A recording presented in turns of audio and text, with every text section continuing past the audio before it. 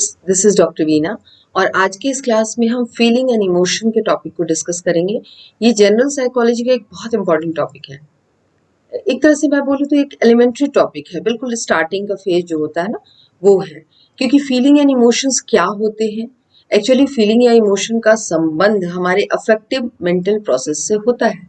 किसी भी वस्तु के सुख या दुख का भाव होना, इसी तरह के भय, क्रोध, खुशी आदि के इमोशंस जो होते हैं ना, साधारण बोलचाल की भाषा में हम फीलिंग एंड इमोशन को एक ही तरह से बोल देते हैं, बट ये समझना होगा कि ये बिल्कुल डिफरेंट मेंटल इंडिविजुअल प्रोसेसेस है। ओके, इसको थोड़ा समझते हैं हम, फीलिंग एंड इमोशंस क्या है। तो पहले फीलिंग के बारे में थोड़ा समझे। Feeling is an elementary affective mental process through which we have the experience of pleasantness and unpleasantness. ठीक है, तो सबसे पहली बात तो यह है, फीलिंग या भाव एक सरल प्रारंभिक भावात्मक प्रक्रिया है। Very simple elementary affective mental process, जिसमें हमें क्या होता है, प्लेजेंटनेस यानी सुखदायक या अनप्लेजेंटनेस यानी दुखदायक, ये अनुभव होते हैं। और ये पूरी तरह से सब्जेक्टिव होता है, क्योंकि ये जो फीलिंग होगा ना, ये पूरी तरह से आत्मगत मेंटल प्रोसेस है या सब्जेक्टिव मेंटल प्रोसेस है। और during the introspection method of psychology हम लोग सभी पढ़ चुके हैं कि जितने भी सब्जेक्टिव प्रोसेसेस होते हैं ना, वो सभी फ्लक्चुएटिंग इन नेचर, यानी बहुत चंचल होते हैं। ये भाव या फीलिंग अधिक समय तक टिके नहीं रह सकते। तो this is clear that the feeling is an elementary mental process, और चूंकि ये बहुत ही आत्मगत है यानी सब्जेक्टिव होता है, इसलिए इसकी व्याख्या कई बार थोड़ी मुश्किल हो जाती है। इसमें भी इंटरनल स्टेट, फिजिकल स्टेट और साइकोलॉजिकल स्टेट हमारा प्रभावित होता है। Now we can talk about emotions या संवेग। ठीक है, तो फीलिंग क्या है ये समझ में आ गया। अब थोड़ा इमोशन के बारे में हम समझते हैं। इमोशन क्या है? इमोशन, एक्चुअली इमोशन वर्ड जो है ना, वो लैटिन वर्ड इमूवर से मिलकर बना है, जिसका अर्थ होता है स्टर अप और टू एगिटेट, है ना। इमोशन, दिस मीन्स आप किसी ठहरे हुए तालाब में, ठहरे हुए पानी में एक कंकड़ डालते हो तो क्या होता है, एक तरंग फैलती है, वो पानी पूरा हिल जाता है पूरी तरह से। उसी तरह से किसी शांत व्यक्ति को, किसी शांत इंडिविजुअल को, मतलब कोई एक खास इमोशनल स्टेट में, इमोशन में वो पूरी तरह से हिल जाए, या तो बहुत खुश हो जाए, या बहुत क्रोधित हो जाए, या बहुत दुखी हो जाए, तो that state is called stir up state या इमोशन, है ना। तो उस स्टेट को ही इमोशन कहते हैं। अब यहाँ क्या है, जैसे मैंने कहा ना, फीलिंग और इमोशन दो अलग अलग इमोशनल प्रोसेस है हमारे बॉडी के। तो जहाँ फीलिंग एक बिल्कुल सिंपल और बिल्कुल एलिमेंट्री प्रोसेस है, बहुत ही प्रारंभिक अवस्था होती है। इसके विपरीत संवेग जो होता है थोड़ा सा कॉम्प्लेक्स प्रोसेस है। जिस प्रकार ज्ञानात्मक प्रक्रियाएं, कॉग्निटिव मेंटल प्रोसेसेस का सरल और प्राथमिक पक्ष सेंसेशन तथा जटिल पक्ष परसेप्शन होता है, उसी तरह भावात्मक मानसिक प्रक्रिया अफेक्टिव मेंटल प्रोसेस का सरल और प्राथमिक रूप जो होता है वो भाव होता है और फीलिंग होती है, और जटिल रूप जो होता है वो इमोशन होता है ना। अब जो फीलिंग एंड इमोशन के बारे में हम लोगों ने पढ़ा कि ये लैटिन वर्ड से आया है, तो अब थोड़ा सा डेफिनेशन पे हम चलते हैं कि डेफिनेशन क्या है फीलिंग इमोशन की, है ना। The emotion is an acute disturbance of the individual as a whole, psychological in nature, involving behavior, conscious experience and visceral functioning. According to P.T. Jung के अकॉर्डिंग इमोशन क्या है, तो this is a very brief definition of emotion. We can analyze the whole definition into small parts. Just like उन्होंने क्या कहा, emotion is an acute disturbance. अब acute disturbance क्या है, मैंने कहा ना stir up state, यानी कि ठहरे हुए पानी में एक कंकड़ फेंक दो तो पूरा पानी हिल जाता है। उसी तरह जब इमोशन में एक तीव्र उपद्रव की अवस्था होती है, यानी कि इस अवस्था में व्यक्ति के अनुभव या व्यवहार में तीव्र परिवर्तन होते हैं, जैसे प्रेम, भय, क्रोध में व्यक्ति बहुत स्टर अप स्टेट यानी एक्साइटेड हो जाता है। अब और सेकंड स्टेज क्या हुआ, एज अ होल होता है, यानी कि पूरे बॉडी में एक साथ ये प्रक्रिया होती है ना। तो इस अवस्था का प्रभाव उसके संपूर्ण व्यवहार या अनुभव पे पड़ता है। Third one is psychological in nature, यानी इसका प्रभाव व्यक्ति के सभी ज्ञानेंद्रियों पर पड़ता है, विद एन एग्जाम्पल, वातावरण से कोई एक संवेगात्मक उत्तेजना उत्पन्न होती है, इसका प्रभाव व्यक्ति के किसी ज्ञानेंद्रिय पे पड़ता है, यानी सेंस ऑर्गन्स पे पड़ता है, जिससे नर्व इम्पल्स पैदा होते हैं और वहां से फिर वो हमारे सेंट्रल नर्वस सिस्टम में पहुंचते हैं, हाइपोथैलेमस में पहुंचते हैं, वहां से हमें उसके जो इमेजेस प्राप्त होते हैं, जिसके आधार पे हम उस दुश्मन को देखकर, क्रोध या मित्र को देखकर खुशी का हमें संवेग होता है। नेक्स्ट क्या है, consciousness of this stirrup state, यानी कि इस स्टरअप स्टेट की, इस उत्तेजना की, इस उपद्रव की हमें जानकारी भी होती है, हमें कॉन्सियसनेस भी होती है कि हम किस अमुक संवेगात्मक अवस्था में हैं। अब विसरल फंक्शनिंग, यानी कि इस दौरान हमारे शरीर में कई एक एक्सटर्नल और इंटरनल चेंजेस होते हैं, जिसके बारे में हम आगे डिस्कस करेंगे। तो these are some basic emotional, मतलब कुछ बेसिक इमोशंस के जो कैरेक्टरिस्टिक है वो हो गए acute disturbance, as a whole psychological in origin, consciousness होता है उसका, visceral functioning during the emotion process होती है। तो ये हो गए एक बेस्ट डेफिनेशन है पीटी यूंग की, जिसको आपको याद रखना चाहिए। और कुछ सब बेसिक इमोशंस क्या होते हैं, इमोजीज जो हम लोग मोबाइल्स में आजकल यूज करते हैं, व्हाट्सएप पे यूज करते हैं, love, fear, happy, anger, hate, ये सब बेसिक इमोशंस हो गए हमारे। अब in during the emotional stage what are bodily changes, है ना, कौन से बॉडी चेंजेस हमारे बॉडी में होते हैं इमोशन के स्टेट में। तो now we can talk about the bodily changes in the stage of emotion. तो there are two type of bodily changes, external changes and internal changes. कई प्रकार के शारीरिक परिवर्तन होते हैं संवेग की अवस्था में प्राणी के शरीर में। हम इन्हें दो प्रकार से बांटकर स्टडी कर सकते हैं। एक्सटर्नल चेंजेस यानी बाह्य शारीरिक परिवर्तन, जो हमें खुली आंखों से देखे जा सकते हैं, कोई व्यक्ति किस स्टेज में है ना। जैसे बाहर से ही देखकर अंदाजा लगाया जा सकता है कि वो व्यक्ति खुश है या दुखी है, क्रोध है या फिर लव में है। तो ये जो होते हैं ये किस तरह कैसे कर सकते हैं, जैसे फेशियल एक्सप्रेशंस, लाइक क्रोध में चिल्लाना, चीखना, आंखें लाल करना, खुशी में मुस्कुराना, भय होने पे पसीना आ जाना या आंखें भौं सिकुड़ लेना। तो ये सब क्या हो गए, एक्सटर्नल चेंजेस हो गए। यानी इसके आधार पर कई बार इमोशंस को हम लोग जज कर सकते हैं, पर हर बार नहीं कर सकते, ये ध्यान रखना होगा। एक्सटर्नल चेंजेस के आधार पर हर बार हम इमोशंस को नहीं जज कर पाएंगे, क्योंकि क्या है, देखिए एक एग्जांपल मैं आपको बता रही हूँ। जैसे व्यक्ति खुशी में भी रोता है और दुख होने पे भी रोता है। अब आंसू तो दोनों में निकल रहे हैं, आपने तो एक्सटर्नल चेंजेस के आधार पे कह दिया कि उसकी आंखों से आंसू निकल रहे हैं, वो रो रहा है, वो चीख रहा है, वो चिल्ला रहा है, इसका मतलब वो दुखी है। बट ऐसा नहीं होता है। Full of excitement in happy mood आप रोते हैं, चीखते हैं, चिल्लाते हैं, तो वो भी, तो आप हर बार बॉडीली चेंजेस के अकॉर्डिंग आप इमोशंस को जज नहीं कर सकते हैं। आप जैसे वोकल एक्सप्रेशन, चीखना, चिल्लाना, कांपना, हांफना, पोस्चर एंड गेस्चर यानी चेहरे का लाल हो जाना, मुट्ठियां कस लेना, है ना, भागना, दौड़ना, तो ये सब क्या है, एक्सटर्नल चेंजेस हैं जो कि ड्यूरिंग इमोशंस हमारे बॉडी में देखे जाते हैं। अब बातें करते हैं इंटरनल चेंजेस की। तो इंटरनल चेंजेस इन इमोशन यानी कि कुछ ऐसे शारीरिक परिवर्तन जो बाहर से तो देखे नहीं जा सकते हैं, पर बहुत ही इंपॉर्टेंट और बहुत इफेक्टिव और डीप हमारे बॉडी को ये प्रभावित करते हैं।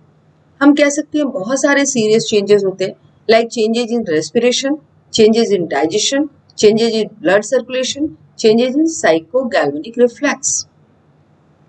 अब इन सारे चेंजेस को जो है ना आप बाहरी रूप से नहीं देख सकते, इनका कुछ मेजरमेंट करना होता है, जैसे बीपी चेक कर लिया या ईसीजी कर लिया, तो ब्लड टेस्ट कर लिया।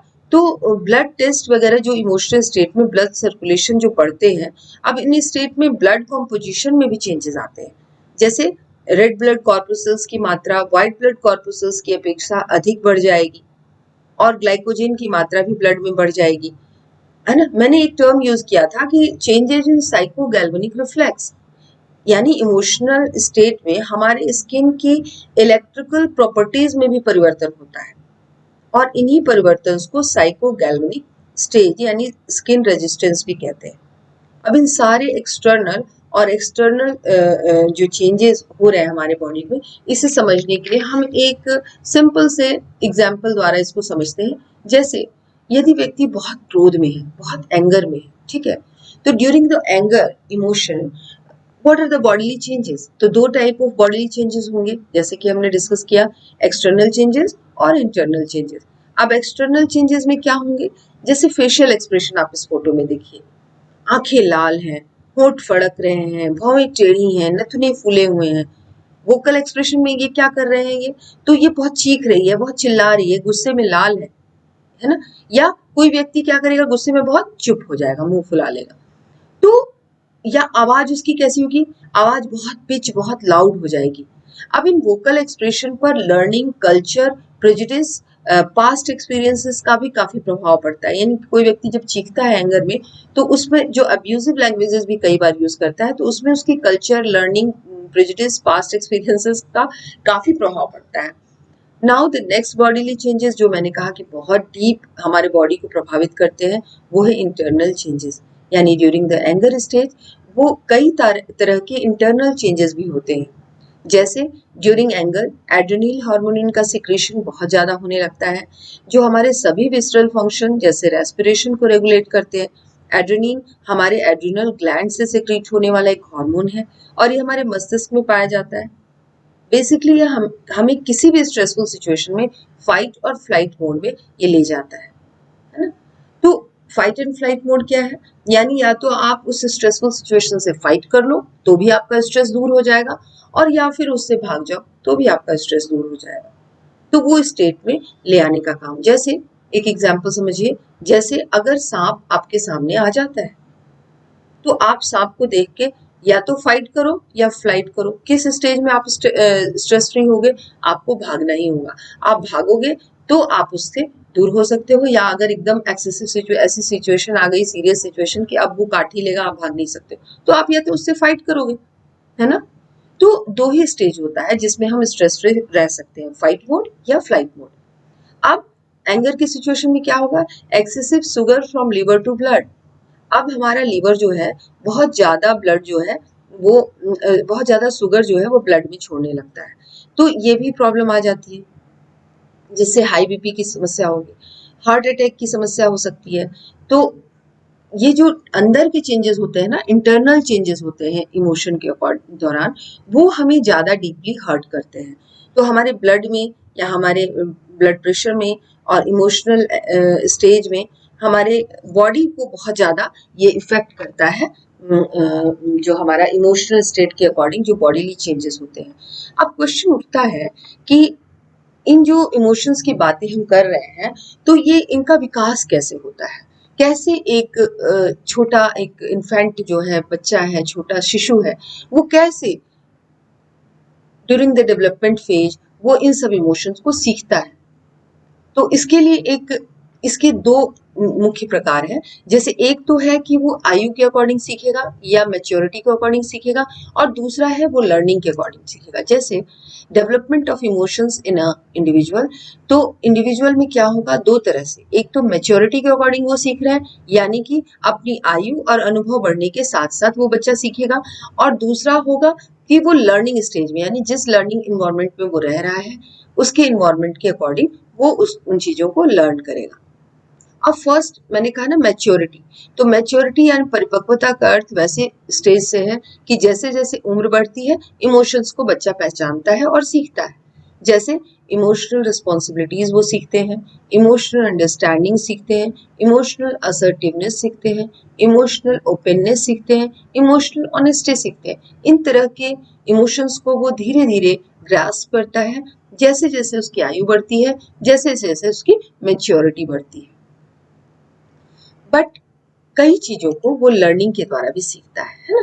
तो role of learning in the development of emotion, यानी इमोशन को सीखने में लर्निंग का भी बहुत योगदान होता है। सिर्फ मेच्योरिटी से क्या होगा, या मेच्योरिटी या आयु से क्या होगा ना, सिर्फ संवेगों के विकास का एक अवसर मिलेगा आपको, बट संवेगों के विकास को, अवसर को एक दिशा मिलेगी लर्निंग से, है ना। उन संवेगों को दिशा जो मिलती है वो लर्निंग के से मिलती है। एक समान मेच्योरिटी होने पर भी अगर अलग अलग लर्निंग इन्वायरमेंट दे दिया जाए तो फिर लर्निंग इन्वायरमेंट का कारण उन संवेगों के विकास भी अलग अलग होते हैं। बात समझ रहे? मेच्योरिटी क्या करेगा, उन संवेगों के विकास का अवसर प्रदान करेगा। आयु चूंकि बढ़ रही है लेकिन लर्निंग क्या करेगा, उन संवेगों को एक दिशा निर्धारित करेगा। यही डिफरेंस है दोनों में। अब ड्यूरिंग द लर्निंग फेज जो इमोशंस को एक बच्चा सीखता है वो दो तरह से सीखता है, एक पॉजिटिव लर्निंग, एक negative learning, constructive learning, destructive learning. यानी कुछ रचनात्मक संवेगों को सीखता है, कुछ कंस्ट्रक्टिव और कुछ डिस्ट्रक्टिव लर्निंग को सीखता है। अब कंस्ट्रक्टिव या पॉजिटिव लर्निंग में कौन से आ सकते हैं, जैसे होपफुलनेस, आशावाद सीखता है, सेटिस्फेक्शन, संतुष्टि सीखता है, फ्रेश रिसर्च, कुछ नया सोचता है, कुछ नया कंस्ट्रक्टिव वर्क करना चाहता है वो, है ना। तो ये सारी चीजें पॉजिटिव लर्निंग में आ गए। अब डिस्ट्रक्टिव लर्निंग या अनलर्निंग या निगेटिव लर्निंग में क्या होगा, डिसअपॉइंटमेंट का भी सामना करना पड़ता है उसको लाइफ में, कई बार बहुत कंफ्यूजन का शिकार होता है, कई बार बहुत फ्रस्ट्रेशन, मिसकंसेप्शंस का शिकार होता है। तो ये सब चीजें भी वो अपनी लाइफ में लर्निंग के फेज में सीखता है।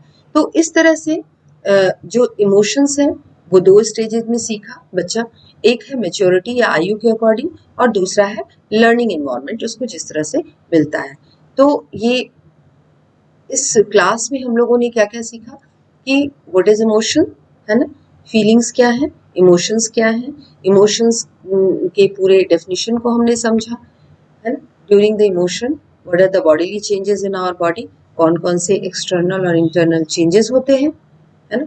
और इन इमोशंस के डेवलपमेंट में किन दो महत्वपूर्ण फैक्टर्स का बहुत बड़ा योगदान है, पहला है मैच्योरिटी एंड दूसरा है लर्निंग। तो आई होप आप लोगों ने एक बहुत ही एलिमेंट्री प्रोसेस को समझा है, बहुत ही फंडामेंटल्स ऑफ इमोशंस को समझा है।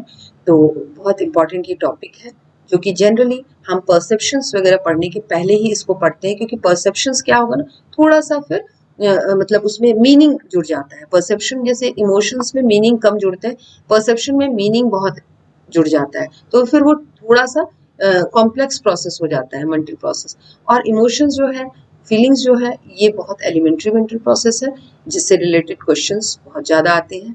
तो आई होप आपको ये क्लास समझ में आया होगा। इससे रिलेटेड कोई भी क्वेश्चन होते हैं तो आप कमेंट बॉक्स में जरूर डालिए और मैं उसका आंसर देने की पूरी कोशिश करूँगी।